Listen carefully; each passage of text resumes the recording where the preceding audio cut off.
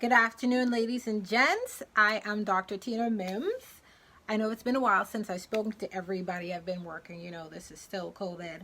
And I wanted to make this video so everybody can hear my views on it, especially in my group and the wider audience. Now, this is officially the 17th of June, 2020, all right? So there's talks of reopening the economy, the borders, and all the rest of that good stuff. This is the Bahamas. Awesome. So, why are we now hearing ministers reference or make reference to us being post COVID or talking about post COVID as if it is happening now? We are not. Let me make this clear, everyone. We are not post COVID, okay?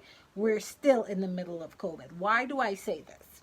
Fine, we've reduced the incidence of COVID here. Basically, at one point in time, hey, we're not having cases over here pop up, positive cases here. We have stragglers, one here this week, maybe one or two next week. That's what's happening. And you know what? That is amazing. That is a result of good old-fashioned hard work, good clinical skills, good public health administration, the tenacity of and the foresight of the current government. Kudos to them, although I'm not politically inclined to either party. So we're here at a point where we could be considered a COVID-free zone very soon. And all of a sudden we're hearing our government saying, hey, we need to open up our borders. And you know something? I am not a one-sided individual. Sure, I'm in healthcare. Sure, I'm one of those who's on the front lines. Yeah, this is very important to me. And I'm sure it's important to all of the hardworking Bahamians who have been laid off or who have been, whose careers have been postponed or say, okay, we can't pay you right now, but we want to hire you back. Look, I understand. I can't understand from a personal perspective, but I hear you. Your job's so important. Everything that has to do with that in your employment is very important. So opening the economy is very important because we need to boost the economy and we need to help our people get their lives back on track. Without a doubt, that's important. What I'm talking about now is I have to address it because I'm one of those people, me along with many of my colleagues, physicians and nurses and all of our support staff. We're the ones right now who are trying to hold the lines and we're trying to pick up anything that comes. Surveillance is basically following up, doing contact tracing all the time. Whenever we get one person, it's like a drop in the puddle and we're trying to find the waves of individuals that are affected by that one positive person. We're doing our best. And so what does opening the economy up say for you and me? Right? Sure, by November they're saying most hotels should be open. That's great. Do we have the protocols in place now? Are we putting those protocols in place so that when these clinics open, when these hotels open, we protect our people, our hotel workers, as much as possible? What protocols are in place yet? Oh, so okay, we have some time. Fine.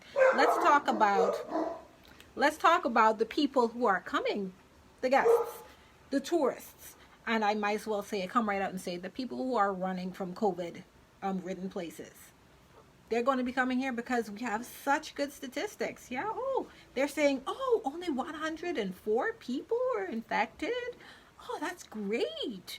Mind you, let's be clear about this. Only 104 people tested positive that we were able to track down. That's not the total number, people. That's the amount of people we were able to track down. But I digress. 104 people. Oh, that's great. We have thousands here. We have hundreds of thousands affected in the United States or China or whatever. Let's remember that the majority of visitors that come to the Bahamas are American or Chinese. I think that accounts for maybe about 80% of our visitors. And those are the biggest, or those were the biggest hotspots. Let's be frank. So we're opening our doors and we have not thus far made it a priority to have the visitors tested before they come. This, my friend, is an accident waiting to happen. I don't know who's listening to this, but the people have the power to motivate the government to do the right thing.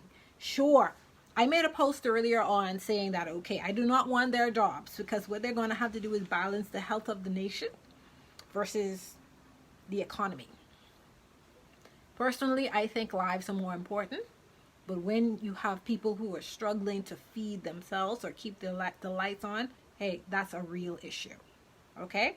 So I'm not asleep to the economy. The economy is important, very important. The survival of our nation depends on it. But the survival of our people depends on how well we handle the opening. My opinion on this is one simple thing. Make sure that tourists who come are tested. As a matter of fact, they should have a negative test result within, and I think previously was 10 days. They had the Bahamians who were coming home, you had to have a negative test within 10 days. And then I think now it's closer, they made it closer than 10 days. Not sure the duration right now, but I think you should have a negative. The visitor should have a negative test, a negative COVID swab. I'm not talking about the antibody test, because the antibody test doesn't make any sense. I'm talking about the molecular tests that we have to put the swab all the way back to the back of your nose. That's the one that needs to be done on everyone that comes in to our borders. They need to have a negative test within 48 hours before they come here. 48 hours, not more. The incubation time for COVID is 4 days to 14 days. If we have let them do it 10 days, they could catch COVID within 10 days. That doesn't make any sense. They need to have a negative COVID test, molecular swab test, within 48 hours of coming to our country.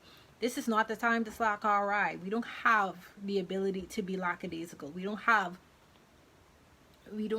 the luxury of slacking our ride, because the very same thing that's going to attract tourists to come back to our borders because of our good statistics will be the main thing that screws us in the end, because it'll ruin those statistics. Our people will get infected, and that same money that we earn from tourists coming over and spending time and money on our shores will go right back into the health system, saving Bahamian lives. Does that make any sense? Not the least. Not in the least. So I urge you, Bahamian people, I urge you, my family, my friends, talk, make your voices be heard. Okay? Silence is definitely compliance. Whatever buck up goes happens because we don't speak up and we don't speak out. Elections coming soon, and let me let you know, we are not post-COVID.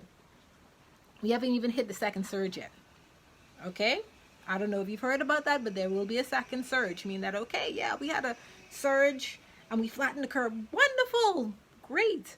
We're not out of the woods yet. You can watch the news right now and you notice that over there in Florida and other places, their numbers are spiking, because they felt that they needed to open up the economy much more than they needed to enforce social distancing and put in other measures. So let me advise you, stay sanitized, moisturized, melanated, and sanitized. Make sure that you keep your masks on, if for the main sake to prevent the possibility of you transmitting anything. Sometimes we have people who are healthy and they don't know they have any disease. They're healthy carriers of the respiratory infection, COVID. It's a small amount, but they do exist, and they do exist here too. Okay, so that's why we're still doing the masks. Remember to wash your hands 20 seconds, sing happy birthday twice, the back of your hands, under your nails, all that's important. Remember, cell phone hygiene, guys. Don't just leave it somewhere and just pick it back up, put it to your head, put it to your face. You can transmit bacteria and, more importantly, COVID, the virus, by doing that, by not just paying attention to the things you're doing. Okay, please stay vigilant. All right, I love you guys. If you have any more questions, feel free to shoot it to me on my inbox beneath this video and whatnot. I appreciate you guys, appreciate your time. Be safe, okay? And let's encourage our leaders to make decisions on our behalf, wise decisions, okay? Because they affect us, they will affect our children and their children after them. All right? Be safe, you guys. I'll talk to you later. Bye-bye.